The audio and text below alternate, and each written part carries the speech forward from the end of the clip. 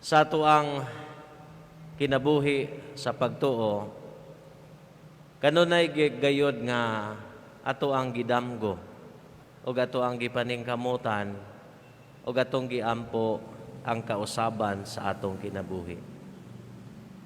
Mao na nga nianhi ta simbahan, iduol ta simbahan, nangalagad ta sa simbahan, dili lamang tungod kay nangayo kita sa atong gikinahanglan, kundili atong gitubag ang tawag sa Ginoo sa pagkabalaan.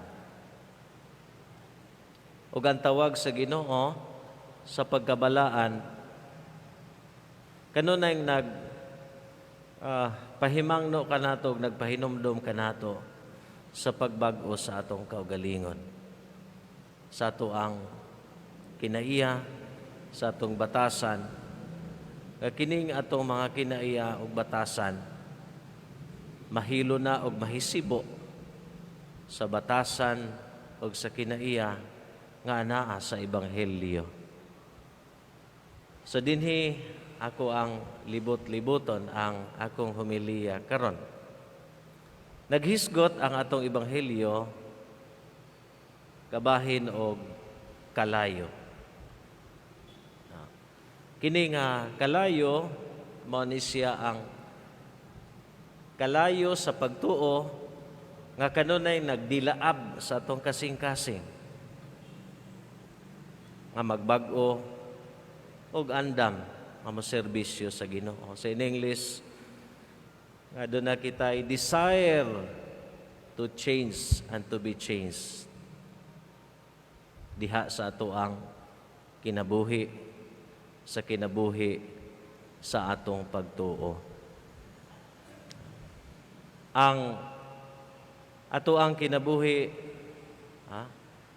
diha sa ato ang pagkatawo, dili nato mahimo ang tawag sa pagkabalaan kung walay pagbag-o sa atong kaugalingon. Ug ang pagbag-o sa kaugalingon dili madala sa mga talks, sa mga seminars sa simbahan, kundi nanginhanglan kini sa kalayo sa Dios.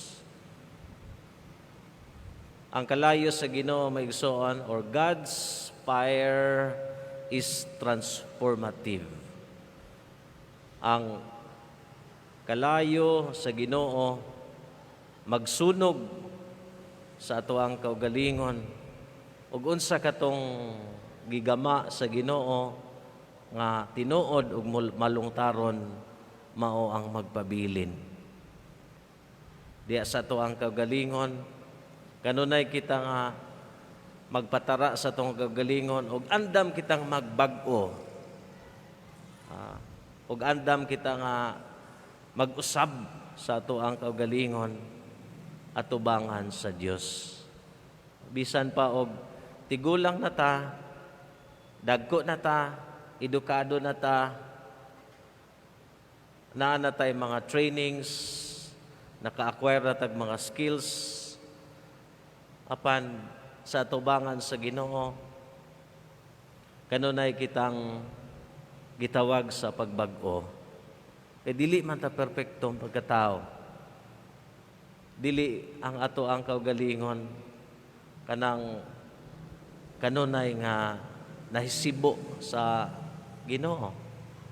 Manang kanunay kita nga andam nga magpasunog sa kalayo sa Dios. Kanang ato ang desire nga magbag-o ta mga igsoon, dili gid ta mabag-o kun walay Ginoo nga mag-usab nato, magbag-o nato. Kami mga pari, matag adlaw sa among kinabuhi, kanunay kaming gitawag sa pagbag-o sa among kaugalingon. Ilabi na sa among pagpangalagad, sa amo ang paghimo sa mga pastoral ministries. Kanunay unta nga kining amo ang mga kaugalingon mahimong instrumento sa pagbago sa uban. Maigsuon diha sa tuang kinabuhi,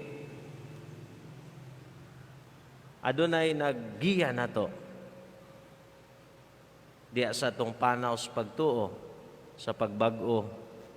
Ug mao kana ang Espiritu Santo, ang ikatulong persona sa Dios nga mao ang Dios sa kinabuhi.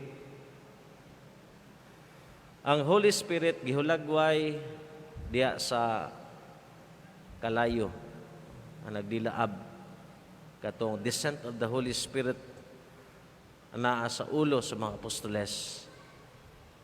Kining Espiritu Santo mao ni siya ang maghatag kanato courage na mausab kita sa atong kaugalingon. Mabag-o kita sa tuang pananaw maigsuon sa kinabuhi. Og diha sa tuang panaw sa pagtuo, dili nato malikayan nga naagi mga kalisdanan, naagi mga difficulties sa atong journey, na mga divisions o na pagpanagbahin-bahin. O diha sa tuang kaugalingon, saan man nato pagsulbad kining panagbahin-bahin sa tuang katilingban o bisan pa sa atong kaugalingon. Dili mahisibo ang atong nauna sa atong kasing-kasing. Dili mahisibo ang atong nauna ug ang atong kasing-kasing sa atong mga buhat. Ug mao kana mga igsuon ang sulbad sa kanang atong panos pagtuo sa kalisdanan mao ang pulong sa Dios. God's word change hearts. Kining pulong sa Ginoo mao ni ang makapausab o makahulam kita matas pagtuo ngadto sa atuang isig katawo. Nga pinaagi sa pulong sa Ginoo, dili na ang atuang mga mata nga makasasala, kundili pinaagi sa pagtuo sa makalisdanan o mga panagbahin-bahin sa atong katilingban, atong makita ang uniting factor diya sa atuang kinabuhi. Kitang tanan nagpanaw, kitang tanan makasasala, kitang tanan nanginahanglan sa Dios nung pasaylo. Mo nang gitawag kita ang tanan sa pagtinabangay.